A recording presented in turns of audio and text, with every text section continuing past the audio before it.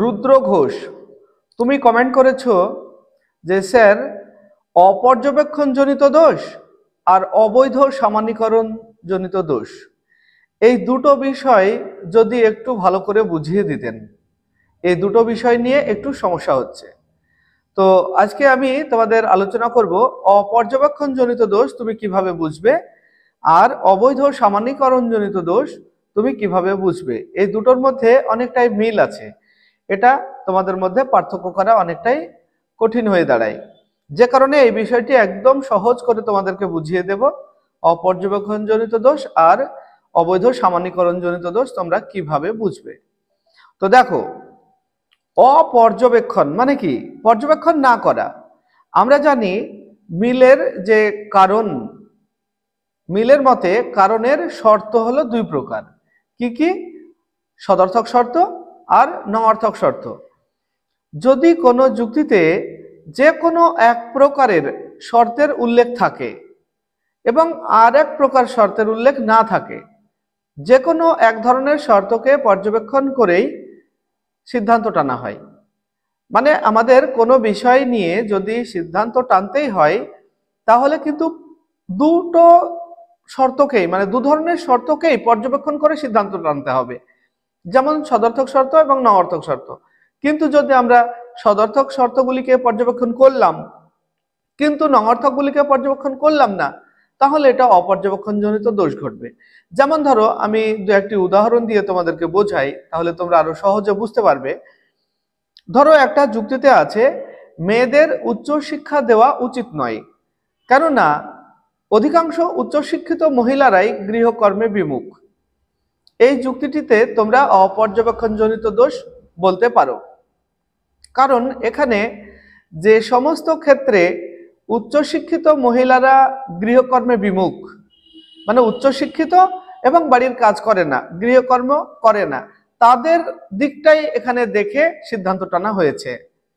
কিন্তু অনেক শিক্ষিত মহিলাই আছে যারা গৃহকর্ম করে, মানে বাড়ির কাজ করে, তাদের কথা এখানে উল্লেখ করা হয়নি। অর্থাৎ আমাদের যে দুটো দিক আমাদের পর্যবেক্ষণ করা উচিত, সেই দুটো দিকের একটা দিক পর্যবেক্ষণ করেই সিদ্ধান্ত টানা হয়েছে। মানে যে সমস্ত ক্ষেত্রে উচ্চশিক্ষিত মহিলারা গৃহকর্মে বিমুখ, সেই দিকটি শুধুমাত্র পর্যবেক্ষণ করে সিদ্ধান্ত টানা হয়েছে, যে কারণে এটাকে বলা হয় অপর্যবেক্ষণ জনিত দোষ। আরো একটা উদাহরণ দিই, তাহলে অপর্যবেক্ষণ জনিত দোষটা তোমরা আরো পরিষ্কার বুঝতে পারবে। যেমন ধরো, উচ্চ শিক্ষা অসন্তোষের কারণ। হ্যাঁ, এখানে আরেকটা কথাও বলার আছে।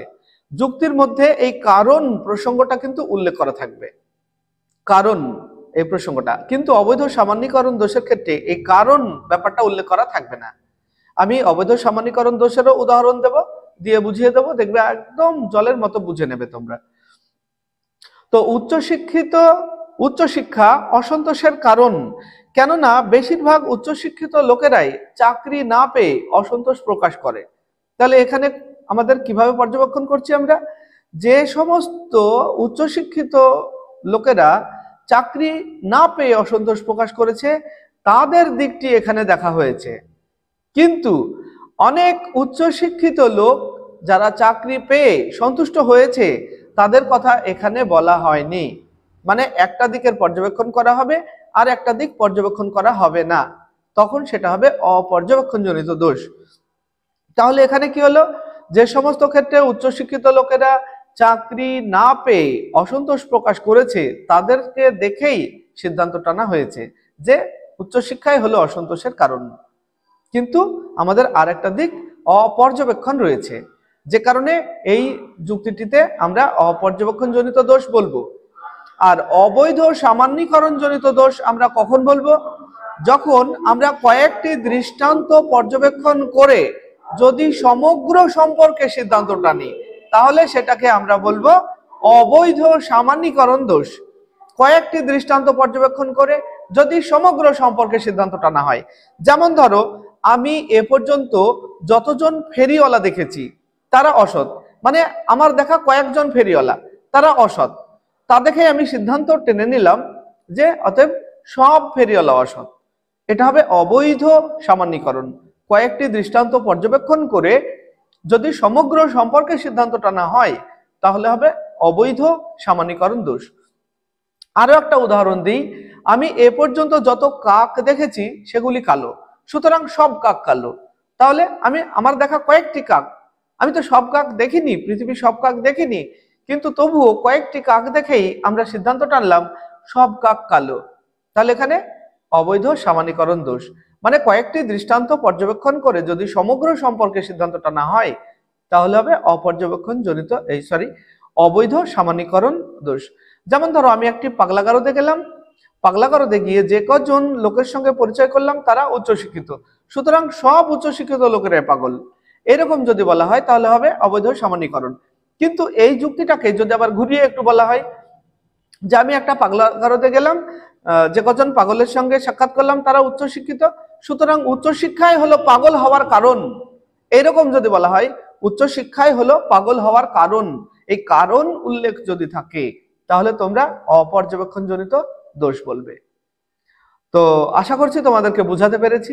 ভিডিওটি যদি তোমাদের ভালো লাগে তাহলে অবশ্যই লাইক, কমেন্ট এবং শেয়ার করবে। আর আমাদের চ্যানেলটি যদি এখনো সাবস্ক্রাইব না করে থাকো তাহলে অবশ্যই চ্যানেলটিকে সাবস্ক্রাইব করে নেবে। আর তুমি যদি ফেসবুক থেকে দেখে থাকো তাহলে আমাদের পেজটিকে ফলো করে নেবে। ভিডিওটি শেষ পর্যন্ত দেখার জন্য ধন্যবাদ।